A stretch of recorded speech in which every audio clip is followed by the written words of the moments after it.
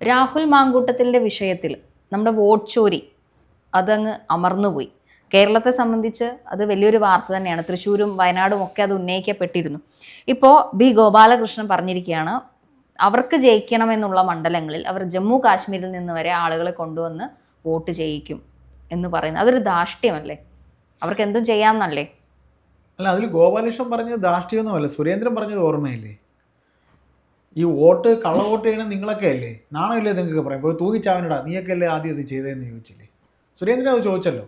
കാര്യം ഇപ്പോൾ ഈ വോട്ട് ചോർച്ചയെക്കുറിച്ചുള്ള വിഷയത്തെക്കുറിച്ച് പറയുമ്പോൾ നമ്മൾ സംസ്ഥാനത്തിന് പുറത്ത് നമ്മൾ പറയുകയാണെങ്കിൽ ഇന്ന് മോദി ബീഹാറിലുണ്ടായിരുന്നു. മോദി ബീഹാറിൽ പോയിട്ട് വോട്ട് ചോർച്ച, വോട്ടർ പട്ടിക വിവാദമൊക്കെ നിൽക്കുമ്പോൾ എന്ത് ധൈര്യത്തിലാണ് അങ്ങനെ പോയത്? അല്ല, അദ്ദേഹം അത് പോയത് എന്ന് വെച്ചാൽ ഇപ്പോൾ ഇന്നലെ രാഹുൽ ഗാന്ധി ബീഹാറിലായിരുന്നല്ലോ. അദ്ദേഹം ഈ വോട്ട് ചോരിയെ കുറിച്ച് സംസാരിക്കാനല്ലേ പോയത്. എന്നാൽ മോദി അവിടെ പോയത് വോട്ട് ചോരിയെ കുറിച്ച് ഒരു വക സംസാരിച്ചിട്ടില്ല. കള്ളവോട്ടിനെ കുറിച്ച് മോദി അവിടെ സംസാരിച്ചില്ല. മോദി സംസാരിച്ചത് എന്തെന്ന് ചോദിച്ചാൽ അദ്ദേഹം സംസാരിച്ചത് വിഷയം മാറ്റി അദ്ദേഹം സംസാരിക്കുക ചെയ്തത്. അദ്ദേഹം പറഞ്ഞത് അവർ ലോകസഭയിൽ അവതരിപ്പിക്കാൻ പോയ ബില്ലുണ്ടല്ലോ, ആ ബില്ലിനെ കുറിച്ചാണ് അദ്ദേഹം സംസാരിച്ചത്. അദ്ദേഹം അല്ലാതെ വേറൊന്നും അദ്ദേഹം സംസാരിച്ചില്ല. അത് മനഃപൂർവ്വം അദ്ദേഹം അങ്ങനെ ചെയ്തതാണ്. അദ്ദേഹം മനഃപൂർവ്വം അങ്ങനെ ആ ഒരു പ്രസ്താവന അദ്ദേഹം അവിടെ മനഃപൂർവ്വം പറയാത്തതാണ്. ഇപ്പം മണിപ്പൂരിലെ വിഷയം നടന്നപ്പോഴും ബോധപൂർവം എത്രയെങ്കിലും നാൾ മോദി അതിനെക്കുറിച്ചൊന്നും സംസാരിച്ചില്ലല്ലോ.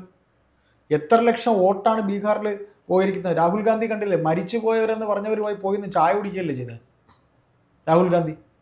അങ്ങനെ വരെ ഉണ്ടായില്ലേ? അപ്പോൾ ഇവിടെ ഗോപാലകൃഷ്ണൻ അത് പറഞ്ഞത് അഹങ്കാരമല്ലേ എന്ന് ചോദിച്ചാൽ അഹങ്കാരമാണോ? അവർക്ക് എന്തും ചെയ്യാൻ കഴിയുമെന്ന് കാണിക്കുകയാണ്. ഈ ടി സിദ്ദീഖ് എഴുതിയ ഫേസ്ബുക്ക് പോസ്റ്റിലൂടെയാണ് നമ്മൾ ഈ വാർത്ത ചർച്ചയ്ക്ക് എടുക്കുന്നത്. ആ പോസ്റ്റ് എങ്ങനെയാണ്? അതായത് BJPക്ക് ജയിക്കാൻ ഒരു കൂട്ടം ആളുകളെ തയ്യാറാക്കി വെച്ചിട്ടുണ്ട്. അത് നമ്മൾ സംശയിക്കേണ്ട ഒരു കാര്യമാണ്. അവർക്ക് എവിടെ ജയിക്കണമോ അവിടേക്ക് രാജ്യത്ത് എവിടെ നിന്നും ആളുകളെ കൊണ്ടുവരും. അതേ ആളുകളെ മറ്റൊരിടത്തേക്ക് ആവശ്യമുള്ളപ്പോൾ കൊണ്ടുപോകും. ഇതാണ് മഹാരാഷ്ട്രയിൽ നടന്നത്. അത് തന്നെയല്ലേ കേരളത്തിൽ തൃശ്ശൂർ നടന്നതും. അവർക്ക് വേണ്ടി വന്നപ്പോൾ അവര് സുരേഷ് ഗോപിയുടെ ഫാമിലി ഇങ്ങോട്ട് പറിച്ചു നട്ടു. അവർക്ക് അവിടെ വോട്ട്. തൃശ്ശൂർ നടന്നത് സംസ്ഥാനത്തിനകത്തുള്ളവർ തന്നെയാണ്, ജില്ല വിട്ടുള്ളവർ. ഇപ്പം ഞാൻ പറയാം, തൃശ്ശൂർ അവർക്ക് നല്ല പ്രതീക്ഷ ഉണ്ടായിരുന്നു. ഈ പറയുന്ന രീതിയിൽ സുരേഷ് ഗോപി ജയിക്കും എന്നുള്ള കാര്യത്തിൽ പ്രതീക്ഷ ഉള്ളതുകൊണ്ട് ഒരു ആലത്തൂരിൽ നിന്ന് ആളിനെ കൊണ്ടുവന്നു അവിടെ മത്സരിപ്പിക്കാനായിട്ട്. ചാലക്കുടിയിൽ നിന്ന് മത്സരിപ്പിക്കാനല്ല, അവിടെ നിന്ന് വോട്ട് ചെയ്യിക്കാനായിട്ട് ആളെ കൊണ്ടുവന്നു. ചാലക്കുടിയിൽ നിന്ന് കൊണ്ടുവന്നു, ആലത്തൂരിൽ നിന്ന് കൊണ്ടുവന്നു. സമീപ പ്രദേശങ്ങളിൽ നിന്നെല്ലാം അവർക്ക് ജയിക്കാൻ സാധ്യതയില്ലാത്ത മണ്ഡലങ്ങളിൽ നിന്നെല്ലാം ആളിനെ ഇവിടെ കൊണ്ടുവന്ന് ചേർത്തു. സുരേഷ് ഗോപിയുടെ അനിയനെ കൊണ്ട് ചേർത്തു. സുരേഷ് ഗോപിയുടെ ഫാമിലി മൊത്തത്തിൽ കൊണ്ട് ചേർത്തു.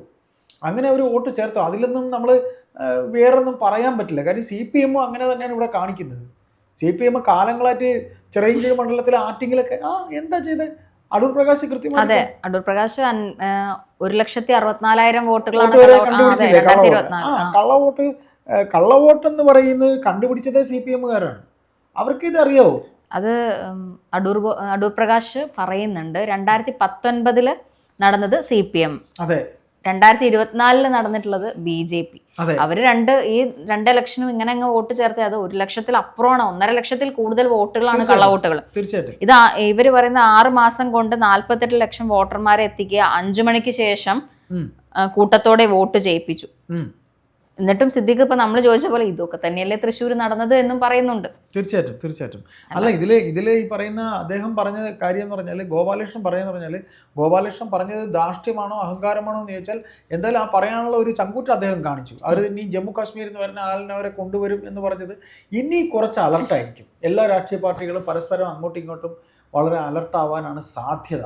കാരണം എന്ന് വെച്ചാൽ വോട്ടേഴ്സ് ലിസ്റ്റിലുള്ള ആൾക്കാർ പുറത്തുള്ളവരാണോ, അത് ഇവിടെ ഉണ്ടോ, ലിസ്റ്റിലുള്ളവരാണോ വോട്ട് ചെയ്യുന്നത് എന്നൊക്കെ ഇനി ഒന്ന് ശ്രദ്ധിക്കും.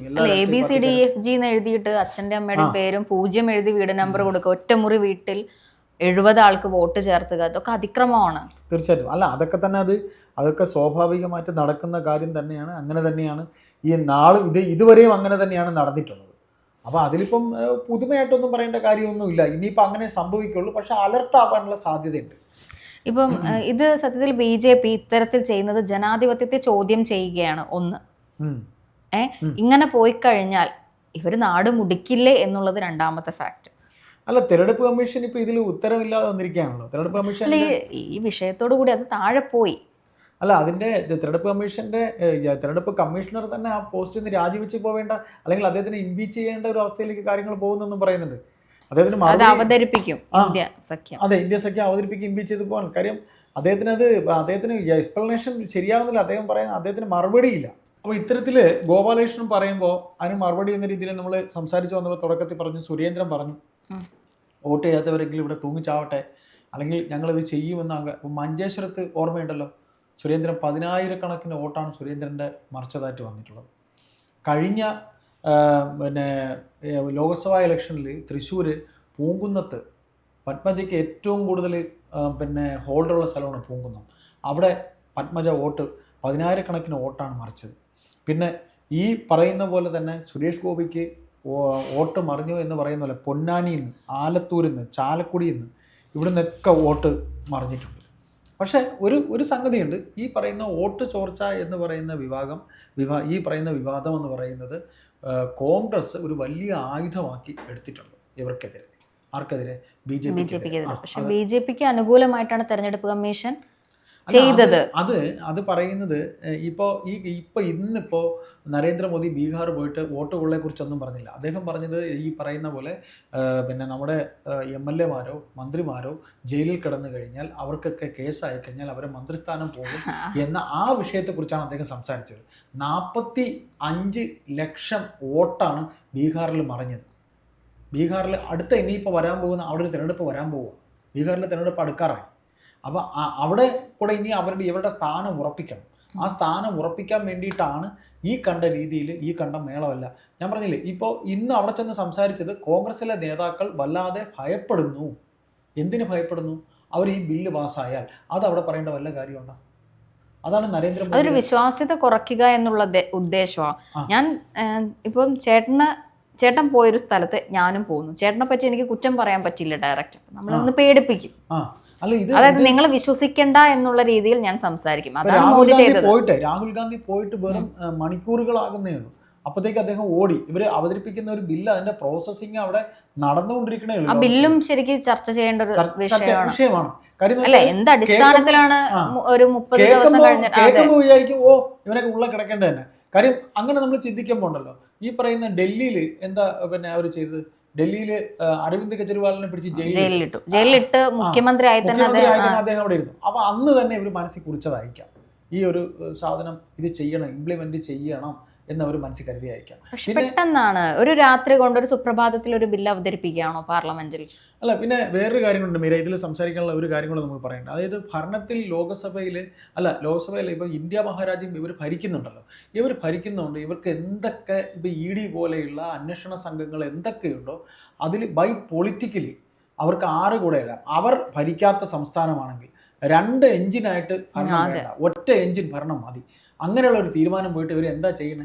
ഇവർ ചെയ്യുന്നത് ആ സംസ്ഥാനത്തിലെ അവർക്ക് രാഷ്ട്രീയ വിരോധമുണ്ടെങ്കിൽ ഈ അന്വേഷണ ഏജൻസിയെ വെച്ച് പൂർവ്വാധികം ഭംഗിയായി അങ്ങ് തുടച്ചു നീക്കുക. അല്ല, ഈ ഒരു ബില്ല് വരുന്ന സമയത്ത് അതും കൂടെ നമുക്ക് പറയണം. ഈ പ്രധാനമന്ത്രി നേരിട്ട് ഇടപെടുകയാണ് സംസ്ഥാനങ്ങളുടെ കാര്യങ്ങളിൽ. അയാൾ ജയിലിൽ കിടന്നാൽ ഗവർണർ റിപ്പോർട്ട് കൊടുക്കുന്നു, ഇവര് പോകുന്നു. ആ രീതിയിലേക്ക് കാര്യങ്ങൾ മാറിയില്ലേ? തീർച്ചയായിട്ടും. അപ്പോൾ നമ്മളിപ്പോൾ പറഞ്ഞു വന്നത് ഈ നമ്മളെ സംസാരത്തിൽ നമ്മൾ തുടങ്ങിയത് വോട്ടിനെ കുറിച്ചാണ്. അതായത് അവർ ഈ കാണിക്കുന്നത് ഭരണത്തിലിരിക്കുമ്പോൾ അവർക്ക് അവരുടെ അധികാരം ഉപയോഗിച്ച് അവർക്ക് എന്തും ചെയ്യാം എന്നുള്ള ഒരു അഹങ്കാരമാണ് അവർ കാണിക്കുന്നത്. അത് കേരളത്തിലെ നേതാക്കളും ഏറ്റുപിടിക്കുന്നു.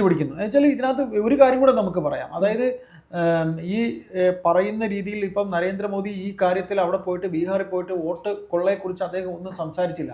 അതുപോലെ മണിപ്പൂർ ഇത്രയും വിഷയം ഉണ്ടായിട്ടും അവിടെ ഈ വൻ എന്താ പറയുക, അക്രമ രാഷ്ട്രീയം, സ്ത്രീകളെ നഗ്നയാക്കി നടക്കുക, വെടിവെക്കുക, കൊല്ലുക, അങ്ങനെയുള്ള മൊത്തത്തിൽ മത അടിസ്ഥാനത്തിലുള്ള ഒരുപാട് വിഷയങ്ങളുണ്ടായി. എന്നിട്ട് അദ്ദേഹം ഒന്നും വേണ്ടിയില്ലല്ലോ.